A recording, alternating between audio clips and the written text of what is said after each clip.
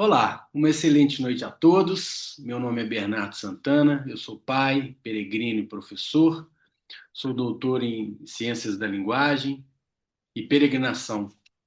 E aqui eu disponibilizo aulas que preparo gratuitamente para ajudar a reflexão de quem quer fazer uma peregrinação, uma travessia pessoal, uma jornada de conhecimento interna ou externa, né?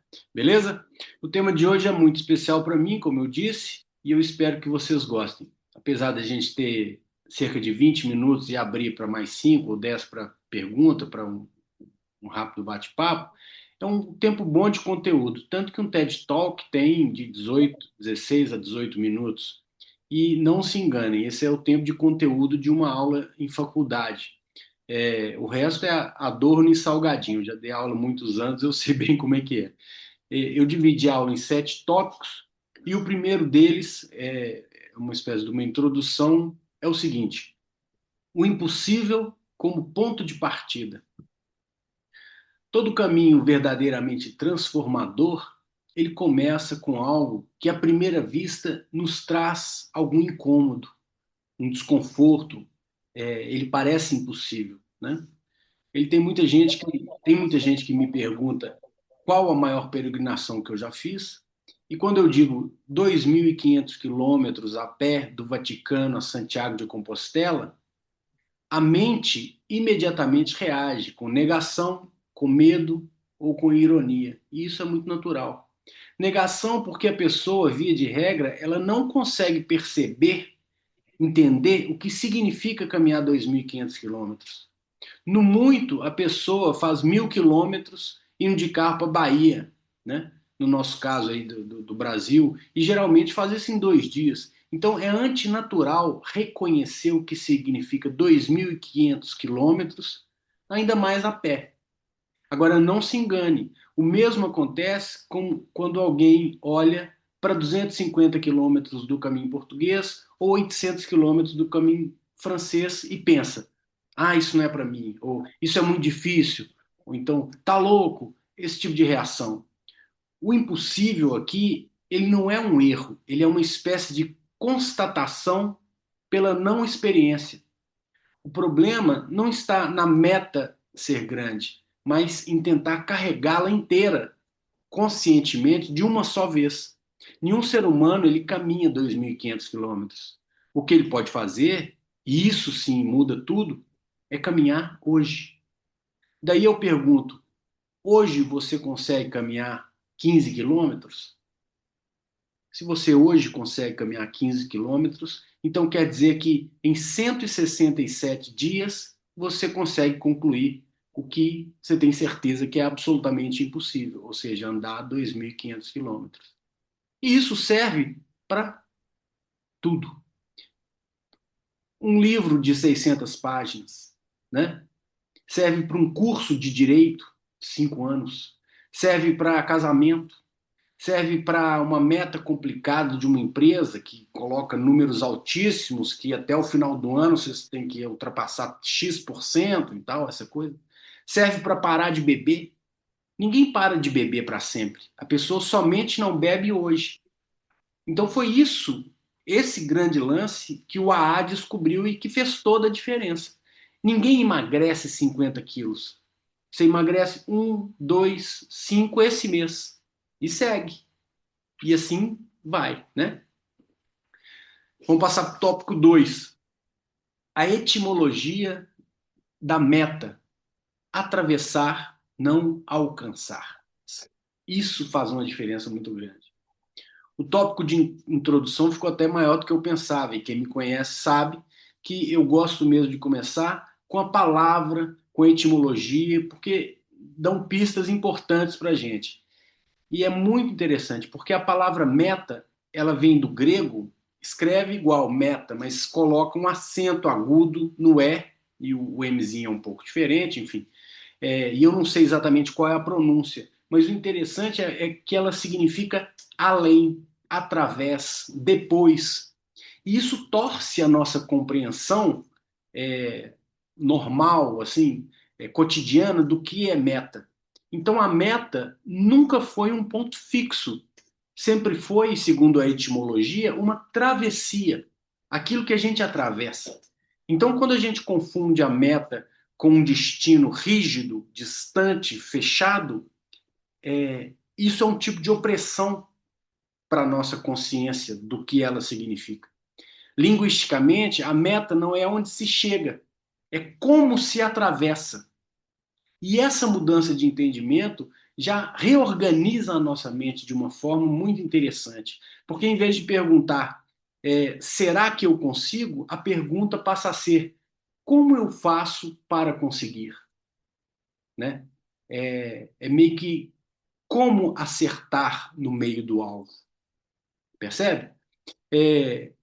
Como eu caminho isso? O caminho perde o caráter do que é finito e passa a ser um fluxo. E se você for pensar bem, isso é muito mais natural e real, né? Se é um fluxo, eu posso pensar no como. Então, quando você tiver um desafio pela frente, uma meta que parece inalcançável, pensa imediatamente na palavra como. E seja sincera, ou seja sincero, quando você pensava em foguete, imaginava que ele podia dar ré e que ele podia pousar? É incrível, porque isso que aconteceu do Elon Musk e tal, do foguete, é muito recente. Então a gente viu acontecer essa ruptura de paradigma e de crença incontestável na nossa frente há muito pouco tempo. No Brasil mesmo tem um dito popular: foguete não dá ré. Ele morreu imediatamente, esse dito. Né? No Brasil ele era conhecido e reconhecido. E, de repente, existe um paradigma, uma crença que ela pode imediatamente ser extinta a partir do momento que a gente tem um outro tipo de compreensão ou a partir do momento que a gente quebra esse paradigma, né? Vamos para o terceiro tópico. O erro cognitivo do todo. Por que a mente trava? É interessante, porque o cérebro humano ele não foi feito para lidar com grandes abstrações de uma vez. É como a gente pensar na galáxia, no universo. Né? A gente não consegue pensar, ter esse tipo de abstração. Então, quando você apresenta para ele 2.500 quilômetros, ele entra numa espécie de colapso. Quando você apresenta 800, mesmo 250, quando o assunto é caminhada, ele calcula e projeta sofrimento. Quando você fala em meses de esforço, ele foge. É o natural da biologia humana. Mas o cérebro, ele lida muito bem com o hoje, com o agora, com o próximo passo possível. Então, ele não precisa acreditar no fim do caminho, ele só precisa incorporar que o movimento faz parte do agora e compreender que a escolha está em aceitar o que você pode transformar e compreender que você só tem ação no agora, no imediato, é o que faz toda a diferença para você sair do lugar e aceitar a realidade mutante das coisas. Né? O erro não é a falta de vontade, é o excesso de totalidade quando a gente pensa no que a gente tem que fazer. A ilusão do tempo ela acaba que nos bloqueia. A gente vive acreditando em passado e futuro quando o que existe é o agora. Isso é muito doido, né? A nossa mente, para nos proteger, ela estipula uma linha do tempo psicológica e ela cria uma narrativa que nos sustenta, nos acalma. Mas você está no agora e somente no agora. O agora é o verdadeiro sempre. Já parou para pensar nisso? Acontece que os 250, os 2.500 quilômetros, os 800 quilômetros e os 250 quilômetros não acontecem no agora. Acontecem em 10 dias, em 30 dias, em 88 dias, como foi o meu caso do Vaticano até Santiago, ou em 167, conforme os nossos cálculos aqui, para quem somente consegue caminhar 15 quilômetros por dia. Então, você, eu, todo mundo tem que lidar com os 15, ou com quanto eu me dispuser a caminhar hoje, e somente com isso. O cognitivo, aí sim, é capaz de lidar.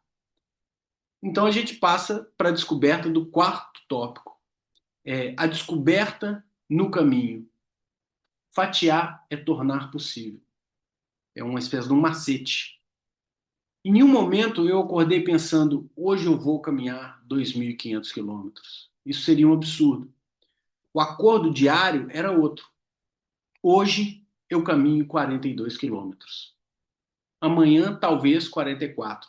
Outro dia, não sei, 38. Em alguns dias, 46. E assim eu segui. Prosseguir apesar de, era o meu lema. Então a minha estratégia simbólica foi a seguinte, vou repartir com vocês aqui. Todos os dias eu chegava na porta do albergue ou do gite, da pousada, do hotel ou da casa de família que eu dormi, e aí eu fazia o movimento, né? Eu pegava o meu coração e mandava ele para a próxima cidade que eu ia dormir.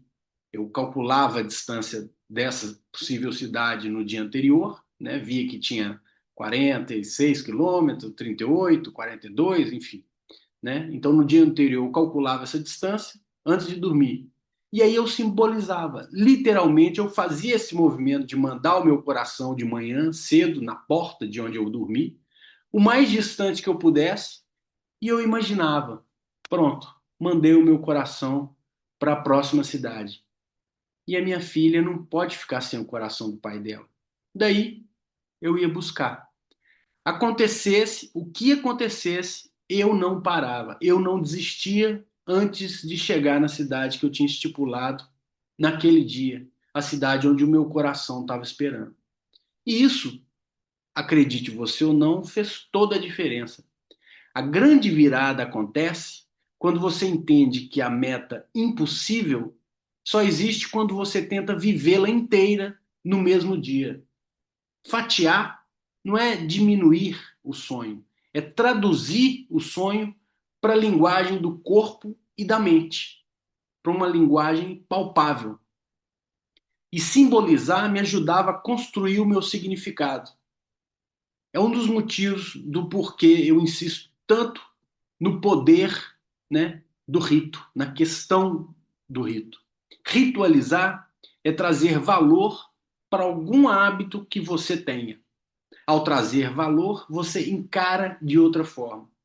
E atenção no que eu vou dizer agora, porque muita gente não vai entender. A própria linguagem é um processo simbólico onde o real começa a fazer sentido a partir do símbolo, seja ele a palavra, a frase, a história, o caso, enfim. Existem muitas formas de simbolizar o real. E ele começa a fazer sentido, começa então a se materializar. Então é do significante ao significado, do significado à materialização. A materialização passa pela ponte do simbólico. E isso tem tudo a ver com a metamorfose, com a travessia, com a jornada, com a odisseia, com o processo de conquista do que se acredita e do que se deseja. Vocês vão lembrar, Deus se fez verbo e habitou entre nós. Sabe o que isso significa? Presta bem atenção, eu abro aspas. No princípio, criou Deus os céus e a terra. A terra era sem forma e vazia. Havia trevas sobre a face do abismo, e o Espírito de Deus pairava sobre a face das águas. E disse Deus: haja luz. E houve luz. Fecho aspas. Note que, do nada para criar, primeiro se diz, depois materializa. Deus não se fez verbo e habitou entre nós. O que, que significa habitar entre nós? Se tornou palpável, material, né? O simbólico se tornou material. Então, da palavra veio a materialização. Né? Então, há uma ponte simbólica entre a criação e o material. E isso, vocês podem acreditar, não é à toa. Eu acho que cada um aqui já deve ter experimentado isso de alguma forma. Né? Nosso quinto tópico é o seguinte: corpo, mente e sistema. Não é motivação, é método. Caminhar longas distâncias não é um ato heróico, é um processo bem preparado. O corpo ele precisa de treino progressivo, de musculação funcional, de adaptação às botas, às meias e aos equipamentos. A mente precisa de presença, meditação, foco no hoje, redução da ansiedade antecipatória. E tudo isso precisa de um sistema: logística, planejamento, ritmo, descanso. O corpo odeia surpresas, mas responde muito bem à preparação. Não é coragem que sustenta o caminho, é método. Então, antes de caminhar 2.500 quilômetros, eu consultei médico, nutricionista, fisioterapeuta, osteopata, funcional, vários atletas, professores de educação física. Eu treinei por de 4 a 6 meses intensamente antes da partida. Antes do caminho de Shikoku, vocês podem perguntar para minha mulher, para a Ana. 3 meses sem farinha branca, sem bebida alcoólica, sem café, sem sexo, sem carne vermelha. 5. Por quê? Porque tinha um apelo mais espiritual, era um outro tipo de pegada o caminho de Shikoku, né? Eu fui orientado por um monge. E isso tem um nome: planejamento e preparação. Então não foi de um dia para o outro. A peregrinação de Shikoku foi 44 dias, mas antes da partida eu estava me preparando há 6 meses. Pode perguntar para todo mundo que faz maratona. A maratona são 42 quilômetros, né? Só que quantos quilômetros você corre ao longo de 4 meses, que é um tempo médio da preparação para uma maratona? Então, isso é que faz toda a diferença, né? A peregrinação de Shikoku foi 44 dias, mas eu me preparei em cerca de 6 meses. A parte logística demorou 6 meses. Eu fiz um crowdfunding, eu juntei o que precisava para ir, eu pedi apoio, eu recebi doações, eu angariei os pedidos de oração, eu vivi intensamente o processo. Corrida, musculação, treinos de caminhada com os equipamentos. Então, os 3 meses de preparação espiritual para o processo diferenciado que eu ia viver, em função dos ritos orientais relacionados ao caminho de Shikoku, foram essenciais para que, quando eu chegasse lá, eu vivenciasse aquilo de uma outra maneira, né? Ou seja, um passo depois do outro, até o dia da partida em si e da peregrinação efetiva, materializada, né? Falando nisso, vamos ao sexto tópico da aula de hoje: filosofia oriental e Shikoku, o passo de agora. No Oriente, especialmente nas tradições ligadas ao Zen e ao Tao, que é o caminho, né? Ninguém caminha pensando na chegada. Caminha-se pelo ato de caminhar. O caminho de Shikoku, com seus quase 1.300 quilômetros, ele é de 1.200 a 1.400, né? O meu ficou em 1.200 e lá vai pedrada, não sei exatamente, não lembro mais. Ele é uma prática viva disso: repetição, simplicidade, presença em cada rito. Mindfulness, ou seja, atenção plena, meditação e respiração. Para se ter uma ideia, são 88 templos no caminho de Shikoku. Não é como Santiago de Compostela, em que a meta é a catedral. É como se fossem 88 catedrais que você tem que passar. E o rito nos diz que, ao chegar no templo 88, deve-se caminhar até o templo 1 novamente, para que uma nova volta seja iniciada. O que significa isso? Significa a própria internalização do fluxo. A gente não disse que uma meta tinha a ver etimologicamente com atravessar, segundo essa origem grega da palavra? Então quer dizer que o templo 88 é atravessado pelo caminho em uma nova volta, como se fosse uma espiral que vai sempre subindo, né? E cada vez que você completa, você eleva um pouco um nível, vamos dizer assim, né? Assim se diz a respeito de Kukai ou Kobodashi, que se iluminou nesse processo ascético na peregrinação, né? Então, o templo 88 ele é atravessado por esse caminho e uma nova volta se inicia, como se a gente dissesse para nós mesmos: o caminho, o processo, ele nunca termina. Então, a pergunta não é quanto falta, mas como eu estou agora, como é o meu caminho agora, né? Como está o meu passo. Essa lógica também quebra um paradigma, né? Ela dissolve o peso da meta como fim e devolve o caminhar ao momento presente, ao passo presente, a esse passo. Quando a meta está no agora, o impossível, mais do que perde força, ele simplesmente não existe. Isso é interessante, né? Eu vou repetir porque eu acho isso muito interessante. Quando a mente nossa e a nossa meta passa a estar no agora, o impossível, ele perde a força, ele não existe. Dá para entender isso? O impossível, ele é dissolvido na presença da possibilidade do agora. Esse é o mesmo processo do sofrimento. O sofrimento ele pode ser extinto.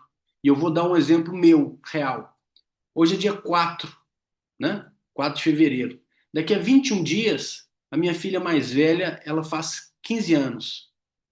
Eu não tenho dinheiro para ir, ela não me convidou, ela não está conversando comigo, ela não está respondendo as minhas ligações, o meu título de residência venceu e a AIMA, que é o do governo português aqui, responsável do governo português, não respondeu ainda o meu pedido de renovação. Há quase 3 anos a gente espera a cidadania que não deram resposta, que deveria ter sido em 90 dias, depois dos 5 anos que a gente está aqui. Então, se eu pegar um avião para o Brasil, eu não sei nem se eu consigo retornar ao país para encontrar a minha família, porque o meu documento está vencido graças ao governo português. Ou seja, conseguiram identificar em tudo que eu disse aqui agora coisas que ou que estão no passado ou que estão no futuro, não é isso? Vou tentar resumir aqui. Todas as minhas tentativas de conversa com a minha filha estão no agora que já foi, no que a gente chama de passado, né?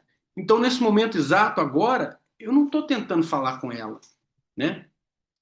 E eu ainda também não estou num avião rumo ao Brasil e sequer eu comprei passagem porque eu não tenho condição financeira. Então, todas essas aflições relativas a isso estão em outro tempo que não é esse. Então, agora, nesse momento, eu estou apenas dando aula. Eu estou explicando uma matéria que é importante para mim e que faz diferença na minha vida e que pode fazer diferença na vida das pessoas. E isso é bom. Para mim é importante. Então, agora, ele dissolve o entorno. E se a gente parar para pensar, não há sofrimento nisso. A dor está nessas outras coisas que não tem espaço no meu agora, porque eu estou aqui, apesar de eu estar explicando sobre elas, eu tô focado é, com essa presença plena de estar aqui explicando essas coisas, né?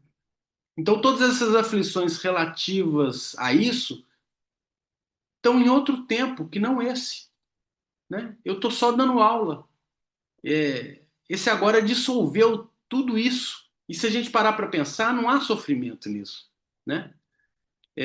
O que faz com que cada uma dessas coisas desapareça. Se, né? Se isso, se, o se é outra coisa. E não é sobre o se que eu estou plenamente atento agora nesse nosso encontro compartilhado, né? O que me leva ao último tópico dessa aula. O caminho começa antes, do simbólico ao prático, ao material. Todo o caminho ele começa antes do primeiro passo físico. E é por isso que eu dei esse nome ao curso que a gente fez e disponibilizou para os peregrinos que querem que a gente ajude na preparação, né? Partindo do método das 4 estações do peregrino, eu estruturei as aulas observando o que eu disse aqui. O caminho ele começa na intenção. Vocês lembram da Bíblia? A criação começa na intenção, no sentido, passa pelo simbólico, mas só se sustenta quando chega ao prático. Treino, organização, logística, planejamento diário. Isso é caminhar. Um passo depois do outro. Porque é exatamente aí que muita gente se perde, para não dizer a maioria. E também onde tem muita dor. Muita. Pela minha experiência, 99% dessa dor podia ser evitada. O caminho ele ensina muito, mas aprender tudo apenas no sofrimento não é obrigatório. Transformar o impossível em possível é criar condições agora para que o próximo passo seja sempre caminhável, vamos dizer assim, né? E foi assim que a gente estruturou a planilha Tudo Pronto para o Caminho, e assim que a gente criou o curso Seu Caminho Começa Antes, compreendendo essa ideologia baseada na teoria e no empirismo, depois do Vaticano a Santiago de Compostela, depois do Caminho de Chucoco, depois de ajudar centenas de peregrinos. Então, no fim, a pergunta nunca é se você consegue chegar, é apenas quanto você consegue caminhar hoje.